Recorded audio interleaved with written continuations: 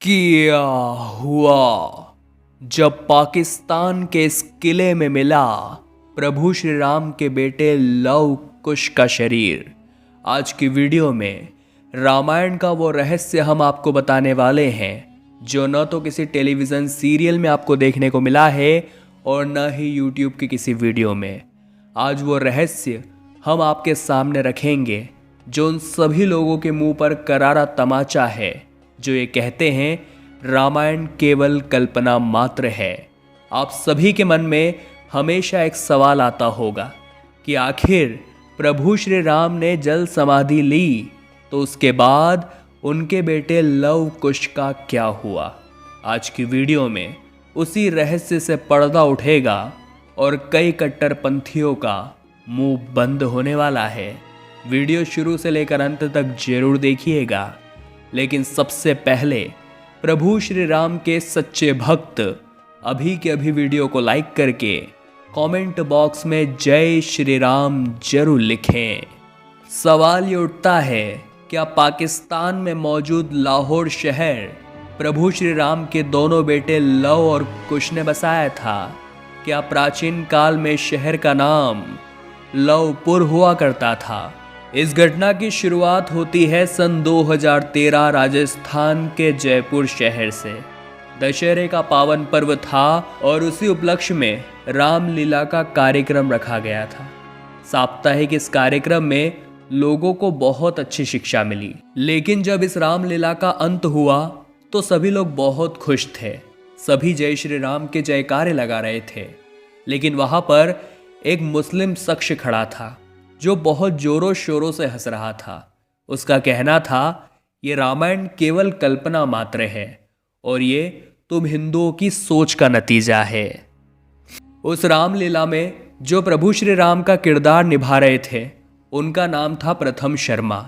जब प्रथम ने देखा कि वो मुस्लिम शख्स सनातन धर्म का मजाक उड़ा रहा है, तब उन्होंने उस मुस्लिम शख्स से कहा कि अगले 10 दिनों में मैं तुम्हें एक ऐसा प्रमाण लाकर दूंगा जिससे तुम्हारे साथ साथ सभी कट्टरपंथियों के होश उड़ जाएंगे और पूरे संसार में ये बात प्रमाणित हो जाएगी कि रामायण कल्पना नहीं बल्कि एकदम सत्य है।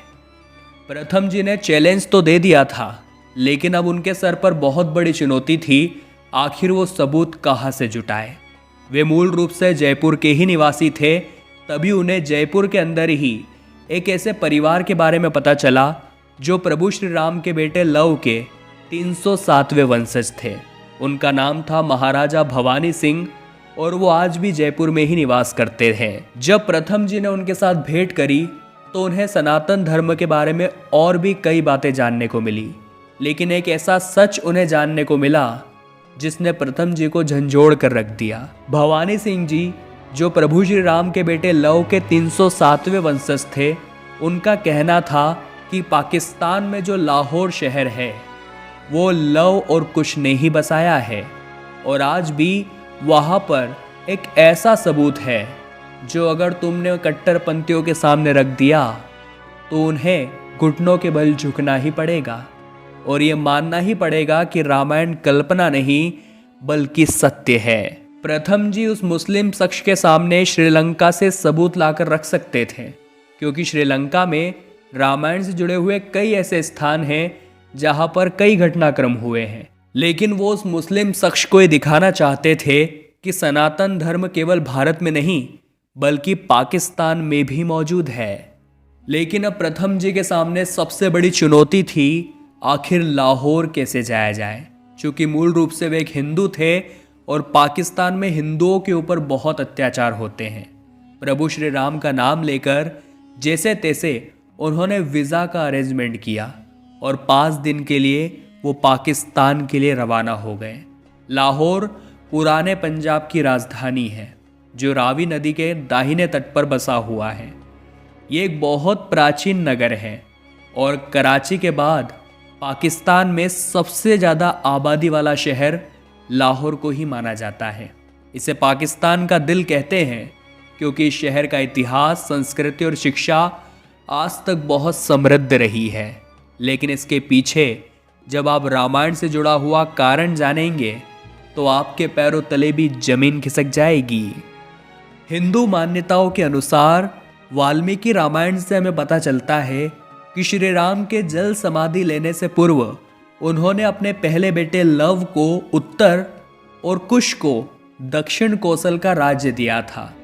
दक्षिण कोसल में कुश ने कुशावती नामक नगरी बसाई थी और हिंदू मान्यताओं की माने तो लाहौर नगर का प्राचीन नाम लवपुर या लवपुरी था और इसे प्रभु श्री रामचंद्र के पुत्र लव ने बसाया था। जब प्रथम जी लाहौर शहर पहुंचे तो वहां पर एक बहुत ही पुराना किला था। उस पुराने किले के अंदर लव का मंदिर बना हुआ था जो प्रभु श्री राम का पुत्र था।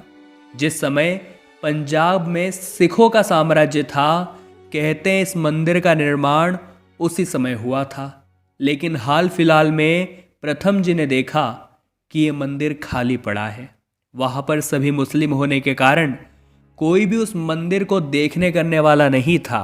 लेकिन उसी किले के एक निश्चित स्थान पर उन्होंने वो देखा जिसे देखकर उनके रोंगटे खड़े हो गए, क्योंकि वहाँ पर आज भी लव की समाधि बनी हुई थी। वहीं पर उन्हें शत्रुंजय का एक अभिलेख भी मिला जिस पर साफ साफ लिखा हुआ था कि लवपुर या लाहौर आज से पहले लवपुरी के नाम से ही जाना जाता था।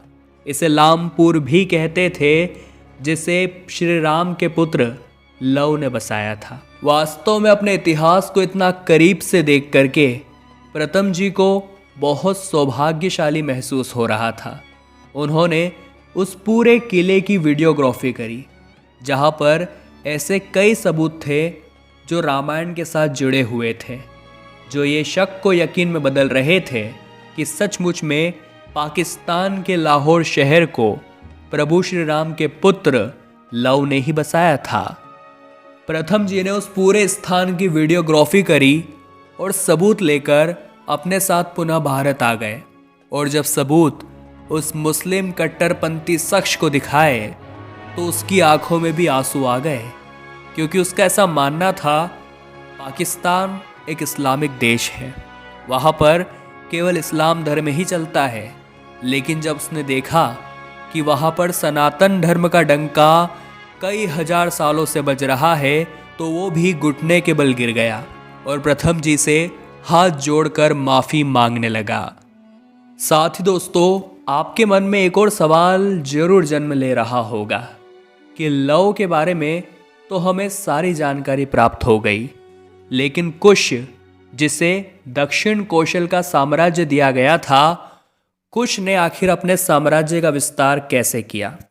ये सुनने में आता है कि लव ने लाहौर शहर की स्थापना करी, लेकिन कुश ने जिस कुशावती नगर की स्थापना की थी वो छत्तीसगढ़ राज्य के बिलासपुर जिले में मौजूद है। कुश ने अपना राज्य पूरब की तरफ से चारों ओर फैलाया और आज थाईलैंड के जो राजा है वो भी इसी राजवंश के वंशज है। शायद इन्हीं कुछ कारणों से थाईलैंड के राजा को आज भी राम की उपाधि देने की प्रथा यथावत है। लेकिन आपको बता दें कि दुर्जेई नामक एक असुर के साथ युद्ध करते करते कुश की मृत्यु हो गई और कुश का वंश आज जयपुर के भवानी सिंह के रूप में 307वें वंशज के तौर पर आज भी जिंदा है। बात अगर माता सीता की करें तो भगवान श्री राम द्वारा त्यागे जाने के बाद देवी सीता ने अपना जीवन ऋषि वाल्मीकि के आश्रम में ही बिताया, जो कि हाल फिलहाल में वर्तमान में कानपुर शहर से 17 किलोमीटर की दूरी पर बैठूर गांव में मौजूद है।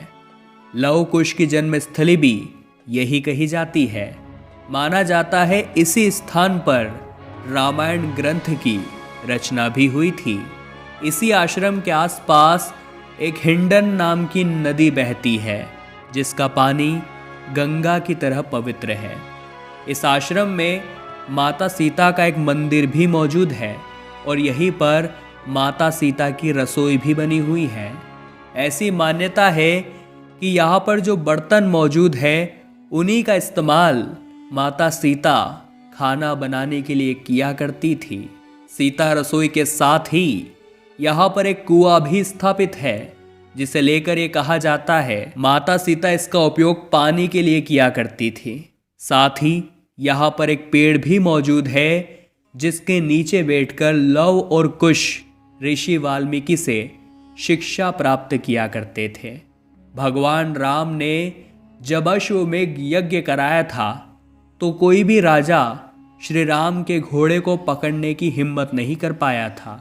रामायण में हमें उल्लेख मिलता है जब वह घोड़ा बिठुर गांव पहुंचा तो लव कुश ने उस घोड़े को बांध लिया। जब प्रभु श्री राम की ओर से उस घोड़े को छुड़ाने के लिए हनुमान जी आए तो लव कुश ने उन्हें भी परास्त करके बंधक बना लिया।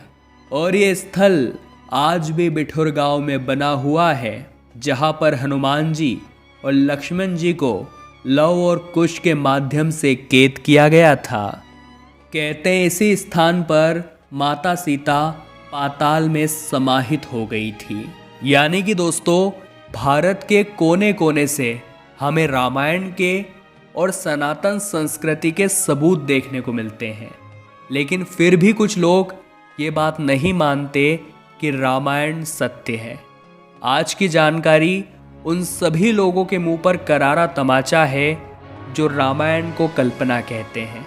आप भी ये वीडियो उन लोगों के साथ जरूर शेयर करिएगा जिन्हें रामायण के बारे में ज्ञान नहीं है, जो अपने ही धर्म को नहीं समझ सकते। आज की वीडियो काफ़ी रहस्यों से भरी थी। आशा करते हैं आपको बहुत सारी जानकारी पसंद आई होगी। लाइक आप जरूर करें और कमेंट बॉक्स में जय श्री राम लिखकर हमेशा ऐसी चमत्कारिक वीडियोस देखने के लिए हमारे चैनल को सब्सक्राइब करके बेल आइकन को अवश्य प्रेस कर लें। अभी के लिए दोस्तों आप सभी को जय श्री राम।